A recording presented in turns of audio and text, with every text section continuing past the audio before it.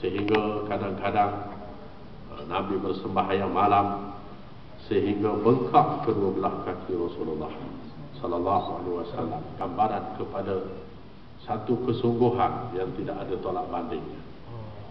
Kita beramal juga, tapi kadang-kadang kita beramal secara sambil lewat. Kita rasa rajin, kita bangun bertahajud, tapi kalau kita malas, kita tinggalkan.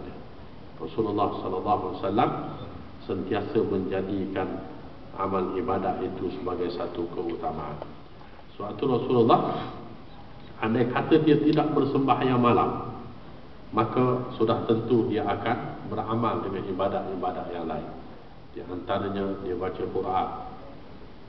Di antaranya Rasulullah sallallahu alaihi wasallam sentiasa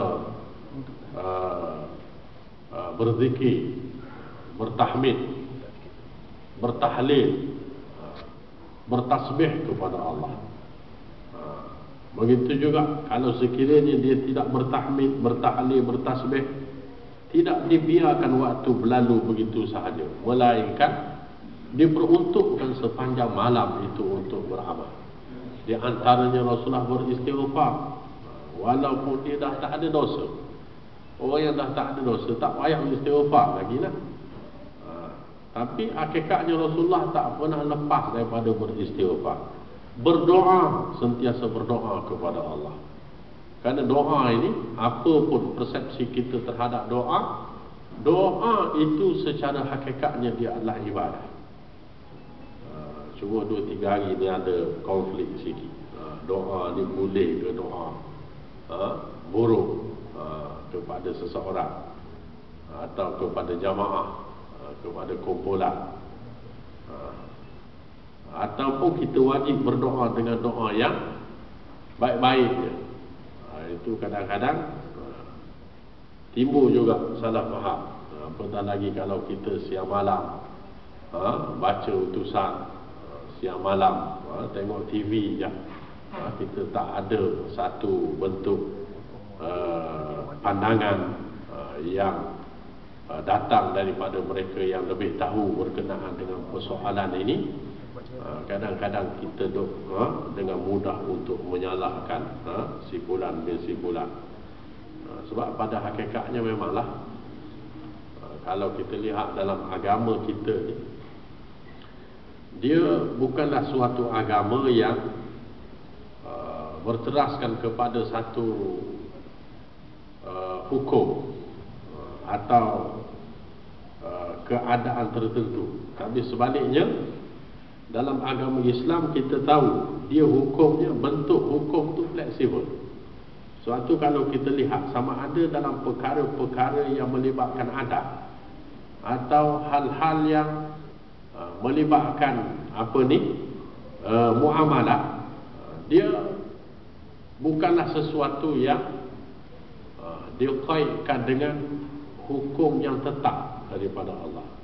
Bahkan kalau kita lihat ada hukum-hukum dalam agama yang jelas dikira haram, tapi haramnya satu-satu ketetapan Allah itu bentuknya kulliyah, maksud bentuknya umum.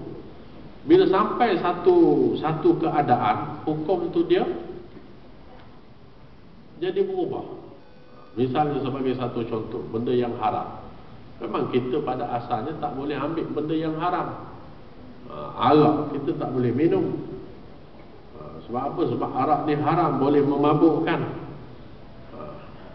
Babi kita tak boleh makan, hukum dia haram pasal dia najis, mughallalah. Boleh ke kita makan babi? Tak boleh. Tapi bila kita berada dalam satu suasana dan keadaan tertentu, maka hukum tu dia dikecualikan oleh Allah. Sebab tu kalau kita belajar usul fiqh, dia ada berkait rapat dengan al-ahkam al-istithnaiyah, mana hukum-hukum yang dikecualikan. Ataupun kita selalu bertemu dengan kaedah ad-daruriyat tubihul mahzurat, benda-benda yang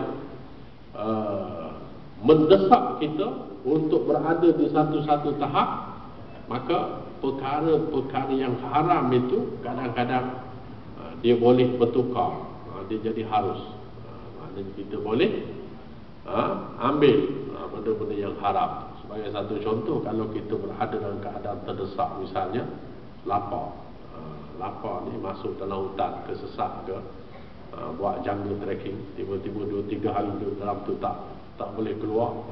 Lepas tu kita tak ada makanan, ada benda-benda yang haram je. Umpamanya sebab tu dalam kitab-kitab fiqh dia kata kalau kita terpaksa makan babi pun, babi itu haram hukum dia, tapi bagi mereka yang berada dalam suasana tertentu tadi, hukum dia berubah, dia boleh diambil untuk melepaskan diri daripada kegawatan tadi. Dia boleh ambil, boleh makan, tak ada, dia boleh bunuh babi itu, dia boleh ambil makan babi itu, tak dikira haram lagi bagi dia. Ini dipanggil al-ahkam al-istithnaiyah, hukum-hukum yang dikecualikan. Maknanya berada dalam keadaan darurat. Jadi bila darurat dia boleh ambil. Itu maknanya dalam agama kita. Tapi bila kita boleh makan babi itu, hakikatnya untuk melepaskan diri daripada suasana itu sahaja, tak boleh lebih. Kalau kita takdirkan makan 1 suak, 2 suak tu dah boleh kenyang dah, tak boleh lebih lah, tak boleh melampaui daripada 2 atau 3 suak tadi. Tapi kalau kita ambil kesempatan buat kat situ, kita kata dah boleh makan, tengok makan sedap lah, kita entam habis ekor babi, tak boleh lah. Dia dah terkeluar daripada hak yang dibenarkan. Hak dibolehkan mungkin luqmah atau luqmataini, 1 suak 2 suak aja. Tapi kita pergi makan habis ekor, itu tak boleh. Hukum tu dah lain. Begitu juga dalam hal yang berkait rapat dengan adab-adab kita berdoa. Memanglah pada asalnya berdoa ni, dia hendaklah berdoa perkara-perkara yang boleh mengundang rahmat Allah, benda-benda baiklah maksudnya. Tapi berdoa baik ni boleh jadi berubah bila mana kita berada dalam keadaan tertentu. Misalnya kita berada dalam keadaan terdesak, dipaksa. Jadi kita boleh berdoa buruk terhadap orang yang memaksa. Orang pegang senapang, pegang pistol, pegang M16, nak letakkan kepala kita, nak bunuh kita, suruh kita buat apa-apa, suruh kita berzina ke, misalnya. Jadi pada ketika itu, orang yang dipaksa ni, ataupun orang yang berada dalam suasana tertekan tadi, dia boleh berdoa untuk melepaskan diri dengan memohon kepada Allah agar dibinasakan orang yang menzalimi dia, orang yang memaksa dia, orang yang melakukan jenayah terhadapnya. Sebab kalau kita lihat secara biasanya, orang yang bila berhadapan dengan satu-satu jenayah, misalnya kita punya isteri kena rogol, ataupun mak kita kena rogol, anak kita kena rogol, kakak kita, adik-beradik kita kena rogol, misalnya sebagai satu contoh. Jadi kita ni tak ada cara lain nak ambil tindakan kepada para perogol, walaupun orang yang merogol tu boleh jadi orang Islam. Jadi dalam suasana terdesak begitu, maka kita tidak ada sebarang bentuk kaedah kecuali berdoa kepada Allah. Jadi berdoa kepada Allah di saat mak bapak, mak kita, anak kita, adik beradik kita nak kena rogol ni, takkan kita nak berdoa baiknya kepada perogol tu, ya Allah ya Tuhanku berilah petunjuk kepada perogol, begitu kan cara berdoa? Sudah tentu tidak. Kita akan berdoa dengan doa yang bertujuan untuk memberi kehancuran kepada orang yang melakukan jenayah kepada isteri kita, anak kita, ibu kita sebagainya dan sebagainya. Itu yang berlaku. Jadi begitulah juga kalau seseorang itu berada dalam keadaan tertentu ketika mana dia dizalimi.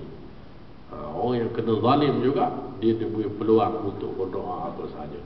Sebab tu Nabi kata ittaqi da'watal mazlum. Takutlah kamu doa orang yang kena zalim. Tapi kalaulah kita andaikan orang yang kena zalim ni dia tak boleh berdoa kecuali baik. Dia cuma boleh berdoa baik je. Hak jahat-jahat, hak buruk-buruk, hak keras-keras dia tak boleh berdoa. Jadi apa harga kata-kata Nabi yang bermaksud takutlah kamu kepada doa yang kena zalim. Jadi seolah-olah Nabi bercakap ni tak ada harga, tak ada faedah je. Sebab kalau kita nak takut buat apa pada doa yang kena